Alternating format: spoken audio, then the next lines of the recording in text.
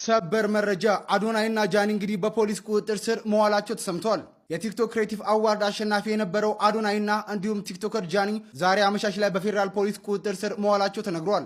ቲክቶከሮችም ስለታሰሩበት ጉዳይ በይፋ የተባለ ነገር ባይኖርም መረጃውን ያገኘነው ከፋስት መረጃ ነው። በጉዳዩ ላይ አዲስ ነገር ካለ የማቀርብላችሁ ይሆናል። ፎሎ ማድረግ አዳዲስ መረጃዎችን መከታተል ትችላላችሁ። በዚህ ሰዓት ሰበር የተባለ መረጃ ተሰምቷል። ተጽዕኖ ፈጣሪው ቲክቶከር አዶናይ በዛሬው ዕለት አመሻሽ ላይ በፌዴራል ፖሊስ እንግዲህ ለጥያቄ ትፈልጋለህ በሚልም በቁጥጥር ስር መዋሉ ፋስት መረጃና እንዲሁም ደግሞ ጉርሻ ፔጅ ዘግበዋል። በ2018 የኢትዮጵያ ዓመቱ የቲክቶክ አዋርድ በ4 ዋንጫዎች በማሸነፍና እንዲሁም ደግሞ የመኪና ልዩ ተሸላሚ በመሆን የሚታወቀው ወጣቱ ተጽዕኖ ፈጣሪ ቲክቶከር አዶናይ እንግዲህ ዛሬ አመሻሽ ላይ በፌዴራል ፖሊስ ለጥያቄ እንግዲህ ትፈልጋለህ በማለት በማረፊያ ቤት እንዲቆይ መደረጉም ተገልጿል። ነብይ እዩ ጩፋ ከአዶናይ ጋር ያደረገው ንግግር እንግዲህ በሂሳብ በሶሻል ሚዲያ ላይ በከፍተኛ ሁኔታ መነጋገሪያ ሆኗል። እዩ ጩፋም ለአዶናይ ሰግጠህ ረግጠህ አልሰማም ብለህ ግብህም ምታ፣ የመረዳት አቅሙ ትንሽ የሆነ ሰው መሰገጥ የሚለውን ቃል ወስዶ ሱሪ አውልቆ ሊሄድ ይችላል። ከመቶ ጤነኛ አንድ እብድ አይጠፋም።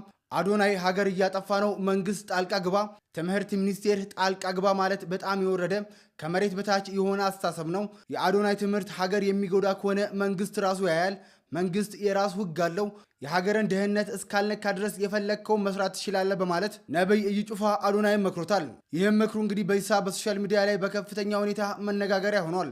ስለዚህ ጉዳይ ምን ሀሳብ አላችሁ? ሀሳባችሁን ኮመንት ላይ ጻፉልን። ፎሎ በማድረግ ቤተሰብ ይሁኑ።